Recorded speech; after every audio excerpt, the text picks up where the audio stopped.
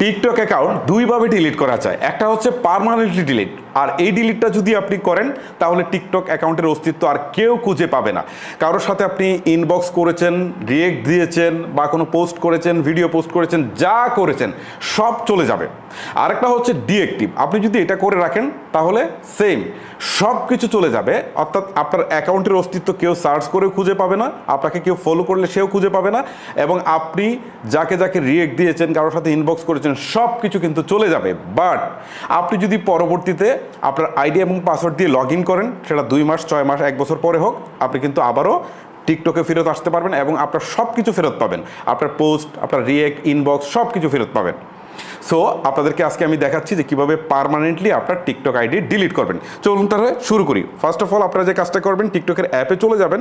অ্যাপে আসার পর নিচের দিকে একটা অপশন দেখতে পারবেন, সেটা হচ্ছে প্রোফাইল নামে। জাস্ট এই প্রোফাইলে একটা ক্লিক করবেন। প্রোফাইলে ক্লিক করার পর একদম উপরের দিকে আপনারা দেখতে পারবেন 3 লাইন্স রয়েছে, এই 3 লাইন্সে একটা ক্লিক করবেন। ক্লিক করার পর আপনারা একদম নিচে দেখতে পারবেন সেটিংস অ্যান্ড প্রাইভেসি নামে একটা অপশন রয়েছে। জাস্ট এই সেটিংস অ্যান্ড প্রাইভেসিতে একটা ক্লিক করবেন।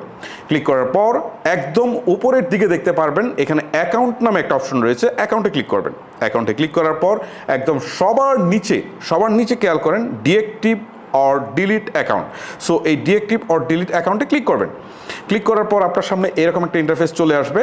সো এখান থেকে আপনাকে 2টা অপশন দেখাবে, একটা হচ্ছে ডিএক্টিভ অ্যাকাউন্ট আর একটা হচ্ছে ডিলিট অ্যাকাউন্ট পার্মানেন্টলি। ওকে, আমি আপনাদেরকে ডিএক্টিভ অ্যাকাউন্টের কথা শুরুতেই বললাম এবং ডিলিট পার্মানেন্টলি এটার কথাও বললাম।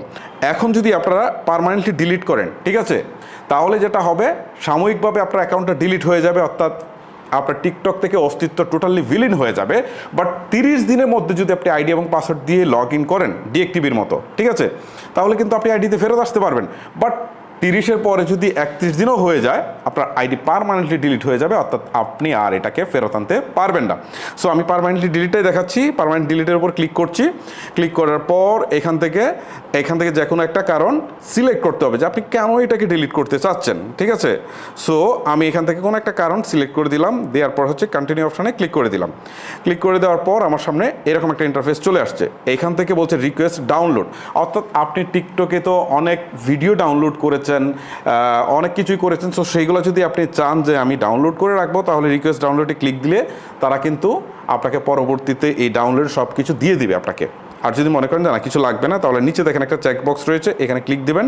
দেওয়ার পর কন্টিনিউ যে অপশনটা রয়েছে এখানে ক্লিক দিবেন। ওকে, ক্লিক দেওয়ার পর এখন তারা এখান থেকে আপনাকে বলছে যে ডিলিট করার পর আপনি কি কি জিনিস হারাবেন, ঠিক আছে।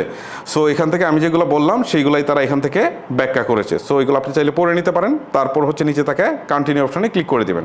এখন আপনি যে ফোন নাম্বারটা দিয়েছিলেন সেই ফোন নাম্বার একটা কল যাবে অথবা একটা SMS যাবে, সেখানে একটা কোড পাঠাবে, ঠিক আছে। আমি একটু ওয়েট করছি। এই যে দেখেন আমার সিমটা মূলত এইখানে। সো একটা কল আসছে, আমি রিসিভ করে জাস্ট এই কোডটা বসিয়ে দিব। দেখেন আমি কিন্তু কোডটি বসিয়ে দিয়েছি। এখন ডিলিট অ্যাকাউন্ট এখানে ক্লিক করে দেব। তারপরে তারা আবারও একটা পপ আপ দিচ্ছে, একটা সতর্কবাণী দিচ্ছে যে ডিলিট করবেন কিনা। হ্যাঁ, আমি অবশ্যই ডিলিট করব, আবার ডিলিটে ক্লিক করব। ডিলিট, অ্যাকাউন্ট আর নাই, অ্যাকাউন্ট ডিলিট হয়ে গেছে। সো গাইস, এই হচ্ছে মূলত প্রসেস। এভাবে আপনি আপনার টিকটক অ্যাকাউন্ট পার্মানেন্টলি ডিলিট করতে পারেন। আশা করি ভিডিওটি আপনাদের অনেক বেশি হেল্প করেছে। আজকের মতো আমি হিমেল বিদায় নিচ্ছি। দেখা হচ্ছে নতুন কোনো ভিডিওতে। আল্লাহ হাফেজ।